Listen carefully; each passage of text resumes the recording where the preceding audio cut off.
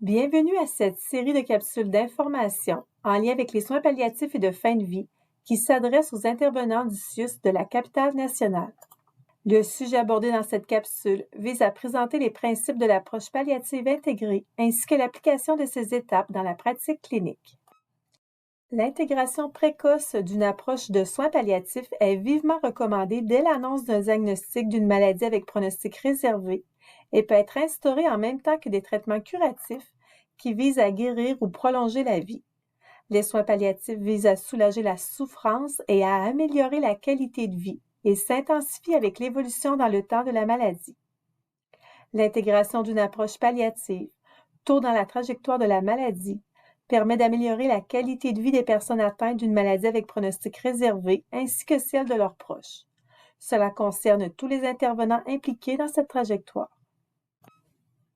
Les informations présentées dans cette capsule vidéo proviennent d'un guide qui a été développé par Pallium Canada et adapté au contexte québécois par un comité ministériel sous la direction du Dr Bruno Gagnon.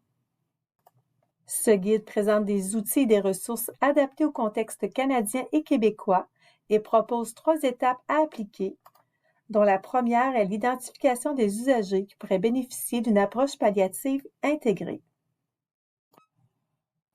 Il est recommandé de commencer en se posant la question surprise qui est « Seriez-vous surpris si cette personne décédait au cours de la prochaine année? » Il est recommandé de répondre de façon intuitive en rassemblant les informations sur les données cliniques, les comorbidités, les facteurs psychosociaux, ainsi que tout autre facteur permettant d'obtenir une vue d'ensemble de la rapidité de la détérioration des conditions médicales de l'usager, ainsi que de l'augmentation de ses besoins. Si la réponse est oui, il est suggéré de réévaluer régulièrement en se posant la question surprise. Si vous n'êtes pas certain de la réponse, vous pouvez poser 3 questions pour vous aider.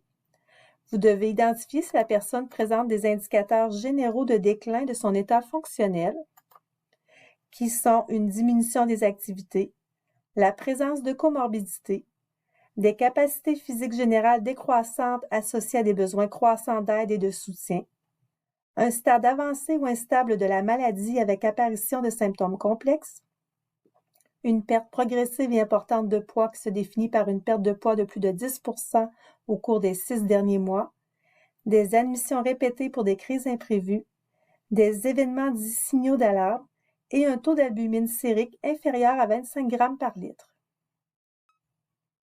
Vous devez aussi identifier si la personne présente des indicateurs spécifiques de déclin fonctionnel reliés à certaines conditions cliniques ou psychosociales, comme un cancer, la défaillance d'un organe comme l'insuffisance cardiaque, l'insuffisance rénale chronique ou les maladies pulmonaires obstructives chroniques, les maladies neurologiques en général qui entraînent une détérioration progressive des fonctions physiques et ou cognitives, les maladies neurologiques spécifiques comme la maladie de Parkinson ou la sclérose en plaques, ainsi que les personnes qui présentent des facteurs de vulnérabilité, comme celles qui ont plusieurs comorbidités ou des troubles neurocognitifs majeurs. Il est aussi requis de se demander si l'usager a exprimé le désir ou reconnu le besoin de recevoir des soins palliatifs. À la suite de ces questions, si la réponse est oui, ou que vous ne seriez pas surpris du décès de la personne au cours de la prochaine année, il faut poursuivre à l'étape 2, qui correspond à l'évaluation, dont l'évaluation des symptômes. Il est recommandé d'évaluer en détail les symptômes et les besoins de l'usager en considérant tous les aspects pertinents, comme les aspects émotionnels, spirituels, nutritionnels, informationnels et pratiques. Il est aussi recommandé de réévaluer régulièrement l'état de l'usager à l'aide d'outils variés comme l'échelle d'évaluation des symptômes d'Edmonton. Il est aussi requis d'évaluer l'état fonctionnel en utilisant des outils comme l'échelle de performance pour patients en soins palliatifs, qui est connue sous l'acronyme PPSV2, et l'échelle d'état des performances qui est connue sous l'acronyme ECOG. Le fait d'évaluer l'état fonctionnel d'un usager permet de déterminer un plan de soins adéquat jusqu'au dernier moment de vie. L'échelle de performance pour patients en soins palliatifs, ou PPSV2, permet de déterminer un pourcentage de l'état fonctionnel en évaluant la mobilité de l'usager, son niveau d'activité et d'intensité de sa maladie, son autonomie pour les soins personnels, son alimentation et son niveau de conscience. Selon le pourcentage évalué, cela permet de déterminer si l'usager est dans une phase stable ou transitoire de sa maladie ou s'il est en phase de fin de vie. Il est aussi recommandé d'évaluer la compréhension de l'usager et de ses proches pour déterminer leur compréhension de la maladie et établir avec la personne le degré d'information qu'elle désire connaître, ainsi qu'identifier les personnes avec qui l'information devra être partagée et celles qui l'accompagneront dans la prise de décision concernant ses soins.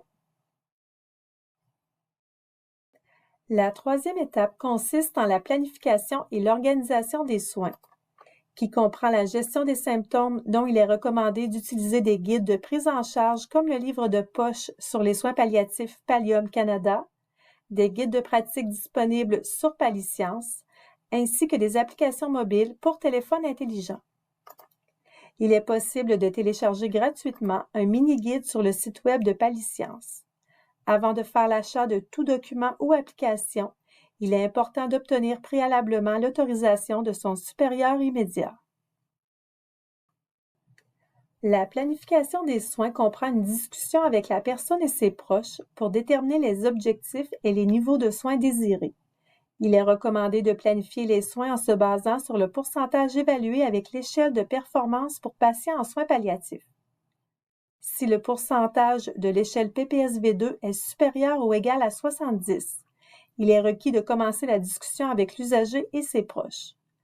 Lorsque le pourcentage du PPSV2 est inférieur ou égal à 60, il est requis de commencer la planification des soins de fin de vie avec l'usager et ses proches et de faire une référence au CLSC pour des soins à domicile. Au besoin, il est possible de consulter ou de référer l'usager à une équipe interdisciplinaire détenant une expertise reconnue en soins palliatifs et de fin de vie. En conclusion, l'approche palliative intégrée comprend 3 étapes qui permettent une meilleure prise en charge des personnes atteintes d'une maladie avec pronostic réservé, ainsi qu'une meilleure planification et organisation des soins et services offerts aux usagers et à leurs proches. L'approche palliative intégrée concerne tous les intervenants impliqués dans la trajectoire de la maladie d'un usager qui a reçu un pronostic réservé.